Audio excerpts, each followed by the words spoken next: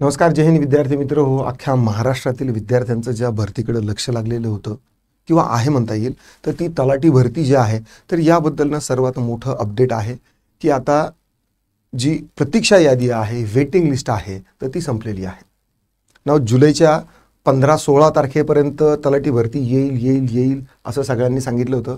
17 जुलैला मी व्हिडिओ बनवला होता आणि त्यावेळी सांगितलं होतं की महाराष्ट्रामध्ये 13 सप्टेंबरपर्यंत तलाठी भरतीची जाहिरात येणार नाही. सगळे शिक्षक लोक सांगायचे त्यांचे कोर्सेस वगैरे, ठीक आहे, कोर्सेसबद्दल मला मध्यंतरी नाही आणायचं, तो सगळे शिक्षकांनी करायलाही पाहिजे. पण चुकीची माहिती देऊन कोर्सेस सेल करणं माझा स्पेसिफिकली या गोष्टीवर थोडंसं बोट होतं. तुम्ही विद्यार्थ्यांना खरं सांगून जरी ही कोर्सेस सेल केले ना, तरी मला वाटतं त्यामध्ये एक रिस्पेक्ट जो आहे ना, तर ती अर्न करायची मला वाटतं एक चांगला चान्स आहे, जे शिक्षक लोक मिस करतात. पण ठीक आहे, आता जो झालं ते झालं. पण आता 13 सप्टेंबरला हा जो ही जी पत्रक जे आहे किंवा वेटिंग लिस्ट आहे, तर ते एक्सपायर झालेलं आहे. मग आता या प्रतीक्षा यादी संपल्यानंतर पुढची प्रोसेस काय असणार आहे आणि भरती कधी येऊ शकते याचा अंदाज आपण पाहणार आहोत. बघा, आता तत्पूर्वी हे एक पत्रक आहे, पत्रक एकदा बघून घेऊया की या पत्रकामध्ये काय होतं. बघा, हे पत्रक जर तुम्ही अगोदर पाहिलेलं नसेल तर तुम्हाला या पत्रकामध्ये हे 10/3/2025चं पत्र आहे.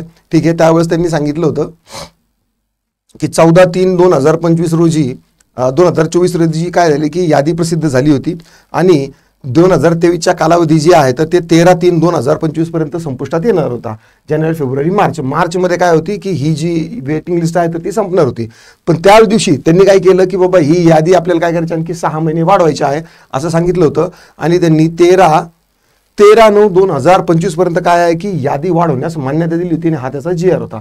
म्हणजे सरळ याचा अर्थ होतो की तलाठी भरती सप्टेंबरपर्यंत आली नाही. आता या गोष्टीवर मी एम्फसाइज करून की मला उन्माद नाही दाखवायचा, माझा काही अघोरी आनंद दाखवायचा नाही की बघा मी सांगितलं आणि जे नाही झालं. आता यार हे पेपरवरतीच लिहिलेलं होतं आणि तेच मी तुम्हाला माहिती कन्वे केली ना. आता या पुढची जी भरती प्रक्रिया आहे तर ती काय होऊ शकते आपण बघूया. बघा, आज आहे 15 सप्टेंबर, 13 सप्टेंबरला शनिवार होता, कालचा रविवार आणि आजचा हे झालेला आहे. आता दोन गोष्टी होऊ शकतात. बाकीची जशी आरोग्य विभागाची 3 महिन्यांनी त्यांनी वेटिंग लिस्ट वाढवली, तशी तलाठी भरतीची 3 महिन्याची वेटिंग लिस्ट वाढवू शकते. कारण त्यांनी आता पुण्याचे म्हणा किंवा बाकीच्या जिल्ह्याचे जे वेटिंग लिस्टमधले विद्यार्थ्यांना तर ते दिलेले आहे 20 सप्टेंबरपर्यंत. रिमेंबर, 20 सप्टेंबरपर्यंत जे अतिरिक्त जे निवड सूचीतले जे विद्यार्थी होते ना, तर त्यांना त्यांनी ऑफिसमध्ये DV साठी, डॉक्युमेंट व्हेरिफिकेशनसाठी वगैरे बाकीच्या पुढच्या प्रोसेससाठी बोलवलेलं आहे.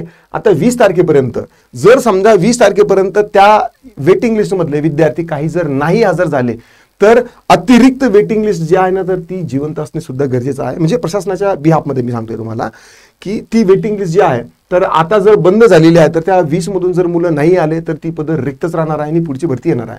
पत्र काय येतं त्यावरती मी अगदी बारकाईने लक्ष ठेवून आहे.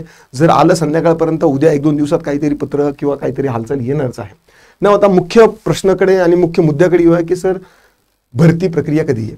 बघा, आता भरती प्रक्रियाचे मी तुम्हाला टप्पे या अगोदरही सांगितलेले आहे. कोणतीही भरती यायची असेल तर त्या अगोदर त्या भरतीचा आकृतीबंध तयार झालेला असतो किंवा तयार असेल तर आणि तरच ही भरती जाहीर होते, अन्यथा जाहीर होत नाही. म्हणजे जुनी भरती झाली आणि लगेचच तिची वेटिंग लिस्ट एक्सपायर झाली आणि मग लगेच येतील असं नाही. तर जुन्या भरतीमध्ये काही मुलं जर सोडून गेले असेल तर ती कोणत्या संवर्गाची आहे, कोणत्या आरक्षणाची आहे, आपल्याकडे एकंदरीत किती पदं होते, मागच्या आकृतीबंधामध्ये जास्त होते, मग आपण प्रत्यक्षामध्ये त्याला कात्री लावली होती, तर जे जुने आहेत तर त्यांना काही अंतर्भाव करू शकतो का, किंवा आपण जी नवीन पदं आणखी निर्माण केलेली आहे प्रशासकीय विभागानुसार तर ती देखील ॲड करायची आहे. तर आकृतीबंध जो आहे ना, तर हा एक आकृतीबंध नावाचा एक मोठा एका कारभार जो आहे ना, तर तो अगोदर होईल. जसं की आता तुम्हाला मी आणखी एक उदाहरण दाखवतो की कोणाचं आलं, भूमी अभिलेखचं. बघा, हे भूमी अभिलेखचं ना एक पत्र आलेलं आहे पहा. आता भूमी अभिलेखमध्ये भरती येणार आहे की नाही हे कशावरून कळतं की बाबा आकृतीबंधावरून. अगोदर आकृतीबंध तयार होतो, नंतर आकृतीबंधावरून नंतर मग वित्त विभागात जातं आणि वित्त विभाग कॅबिनेट मंत्रिमंडळासमोर ठेवतं आणि नंतर मग त्याची मान्यता येते आणि नंतर तिथून पुढे जाहिरात येते. आता हे बघा, हे 3/9चं पत्र आहे आणि यामध्ये त्यांनी काय सांगितलेलं आहे की सुधारित आकृतीबंध तयार करून मंजुरीसाठी शासनाकडे सादर करण्यात आलेला आहे.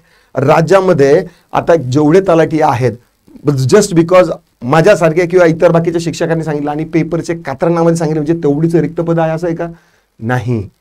प्रशासकीय कारभार असा शिक्षकांच्या, माझ्यासारख्या शिक्षकांच्या सांगण्यानुसार किंवा पेपरच्या कात्रणानुसार चालत नाही, तर त्यांचा आकृतीबंध मंजूर होईल. किती जागा आहे, एखादी समिती वगैरे स्थापन होईल, आकृतीबंध ते मंजूर करण्यासाठी पाठवतील. नंतर मग वित्त विभाग पाठवेल की हा याच्यातून एवढे पदं तुम्ही घेऊ शकता. नंतर मग TCS, IBPS, MPSC काय कोणत्या कंपन्या वगैरे कोण घ्यायच्या आहे तर ते होईल आणि नंतरच मग भरती प्रक्रियेचा योग येईल.